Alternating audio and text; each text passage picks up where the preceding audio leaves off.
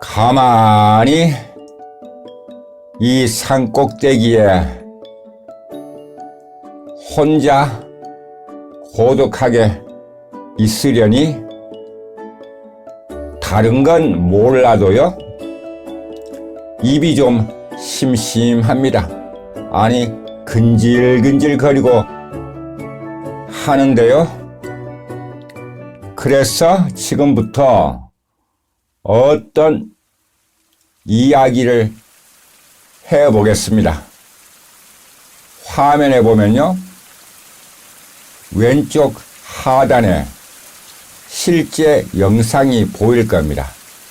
저 영상과 위성 사진을 동시에 보면은 나그네의 이야기를 잘 알아들을 수 있을 겁니다. 오늘의 이야기는요, 딱 한 곳에 대한 것입니다. 저곳을 알게 된 건 올해였습니다. 올해 비해당 어떤 동생을 통하여 알게 되었는데요. 그가 저 장소의 정확한 명칭을 알려주기 전에도 지난해부터 나그네가 저곳을 내려다보고 있는데요. 그때는 그저 저곳이라는 사실밖에 받아들일 수가 없었습니다. 왜냐하면 저곳이 뭔지 몰랐으니까요.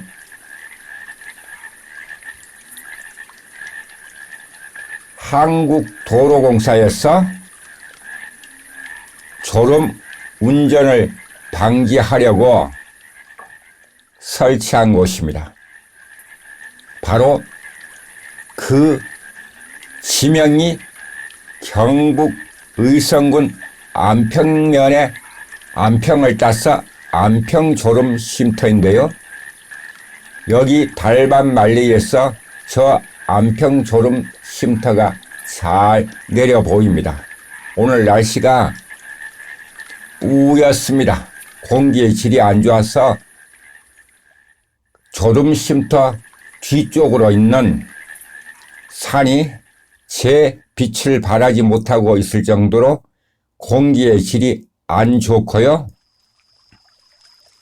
저 졸음쉼터 나그네는 한 번도 쉬어보지 못했습니다. 안평 졸음쉼터가 있는 고속국도는요, 제55호선 중앙고속도로입니다. 중앙고속도로 부산 방면과 홍천 방면 졸음쉼터가 위성사진에 보면 잘 나타나 있습니다. 지금도 저기에 몇 대의 차가 쉬고 있는데요. 위성을 확대하면 차가 더 잘 보입니다. 어떤 사실을 머릿속에 받아들임에 이렇게 차이가 있습니다.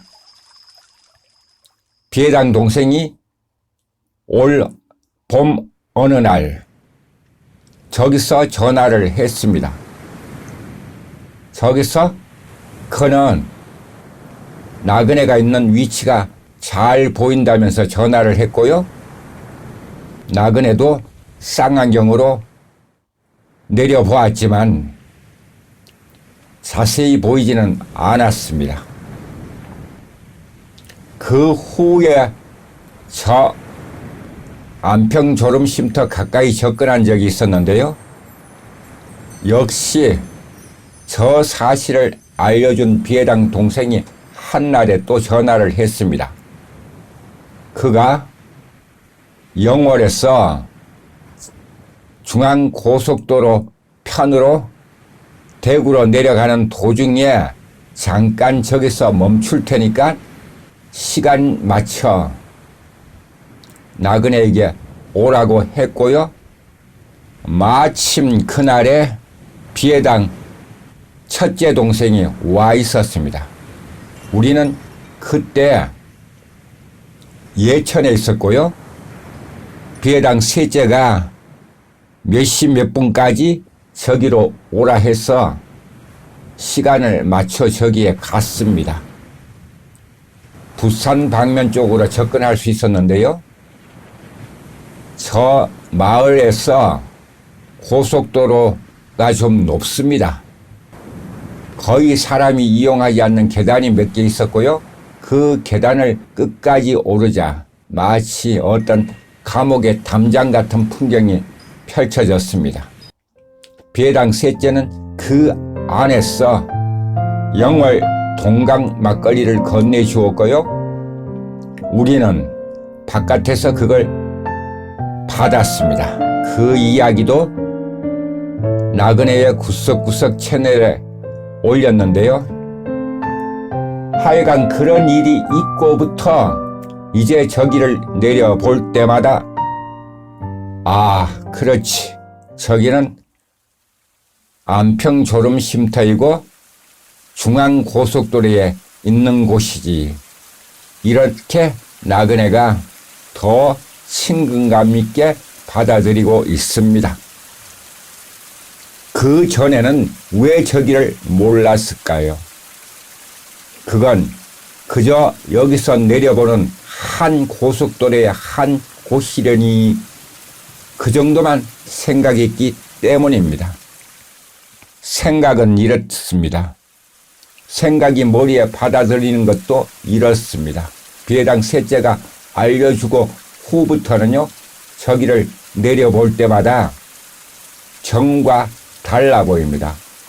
오늘은 부산 방면에 몇 대의 차가 쉬면서 휴식을 취하고 있거나, 또 반대편에는 홍천 방면으로 가다가 저기서 잠시 졸음을 쫓고 있는 사람들도 있구나, 이렇게 생각을 하곤 합니다.